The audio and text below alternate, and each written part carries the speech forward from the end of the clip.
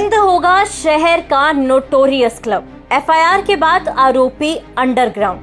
Tabby, SEBI, Bunty और bouncer चारों की तलाश में पुलिस की ताबड़तोड़ छापेमारी। क्लब का लाइसेंस सस्पेंड। एक्साइज और फूड डिपार्टमेंट की देरी से जागी नींद। शहर में ऐसे कई क्लब, आधी रात बाद भी शराब और गुंडागर्दी का खुला खेल। प्रशासन पर सवाल, पहले क्यों नहीं हुई कार्रवाई? सिर्फ वारदात के बाद ही क्यों खुलती है जाग? जालंधर के गुरु नानक मिशन चौक के पास स्थित नोटोरियस क्लब का विवाद अब किसी फिल्मी कहानी से कम नहीं लग रहा। एक तरफ ईस्टवुड विलेज के मालिक के बेटे मानस मल्होत्रा पर जानलेवा हमला, दूसरी तरफ आरोपियों का पुलिस के डर से अंडरग्राउंड होना और तीसरी तरफ प्रशासन की ऐसी देरी से जागी नींद के सवाल उठने लाजमी है। आखिर ये कार्यवाही पहले क्यों नहीं हुई?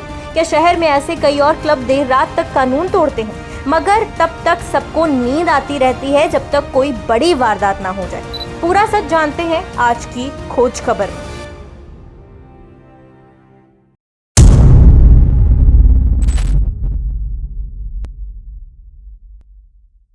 दोस्तों, मामला है जालंधर का, जहां नोटोरियस क्लब में पार्टी के दौरान मामूली कहासुनी इतनी बड़ी कि ईस्टवुड के मालिक का बेटा मानस मल्होत्रा बुरी तरह घायल हो गया।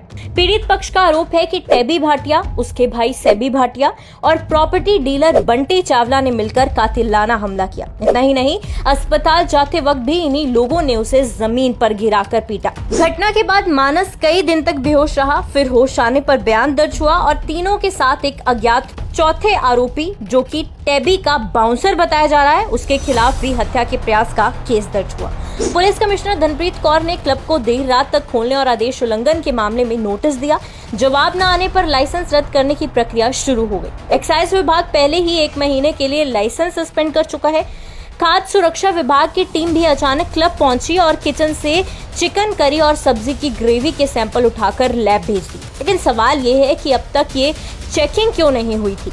सूत्र बताते हैं कि शहर में ऐसे कई और क्लब हैं जो आधी रात भी खुले रहते हैं, शराब परोसते हैं, गुंडागर्दी होती है, मगर उन पर कोई कार्यवाही नहीं होती। प्रशासन की ये सिलेक्टिव एक्टिवनेस पर लोग सवाल उठा रहे हैं। पुलिस कह रही है कि स्पेशल टीम बन चुकी है, सीसीटीवी खंगाले जा रहे हैं, आरोपियों को जल्द पकड़ लिया जाएगा। लेकिन पब्लिक पूछ रही है, जब ये क्लब लंबे समय से नियम तोड़ रहा था तब कार्यवाही क्यों नहीं हुई? क्यों हर बार किसी बड़ी वारदात का इंतजार किया जाता है? सबसे चौंकाने वाली बात यह है कि नोटोरियस क्लब जिस बिल्डिंग के टॉप फ्लोर पर चल रहा था, वहां किसी भी तरह की व्यावसायिक गतिविधि की इजाजत नहीं है। न सिर्फ वहां बार खोला गया, बल्कि सर्वेंट क्वार्टर के नाम पर बनाए कमरों में भी शराब परोसी जाती थी, जबकि ऐसे क्वार्टर वहां बन ही नहीं सकते। एक महिला नेत्री ने क्लब खुलने से पहले ही नगर निगम को शिकायत दी थी, जिस पर बिल्डिंग ब्रांच ने क्लब को सील भी कर दिया था। लेकिन अगले ही दिन एक रसूखदार उद्योगपति के दबाव में सील खोल दी गई और मामला जांच चल रही है कहकर ठंडे बस्ते में डाल दिया गया। अब बड़े सवाल उठने जरूरी हैं। जब क्लब में गैर कानूनी निर्माण था तो नगर निगम ने शुरुआत में सख्ती दिखाकर बाद में ढील क्यों दी?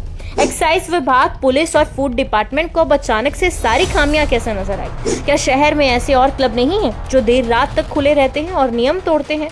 प्रशासन तब तक क्यों चुप रहता है जब तक कोई बड़ी वारदात ना हो जाए? क्या ये कार्यवाही अब जाकर सिर्फ मीडिया और पब्लिक प्रेशर के कारण हो रही है? सवाल पूछने लाजमी है, क्योंकि जवाब भी तभी मिलता है जब सवाल उठाए जाए। और हैशटैग नेतागिरी आपसे वादा करता है कि इस तरह के सवाल लगातार पूछता रहेगा और सच आपके सामने लाता रहेगा।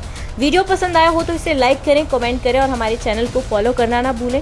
आपसे गुजारिश करते हैं कि हमारे YouTube चैनल को भी जरूर सब्सक्राइब कर बेल आइकन को प्रेस करें, ताकि हमारे आने वाले वीडियोस के नोटिफिकेशन सबसे पहले आप तक पहुंचें।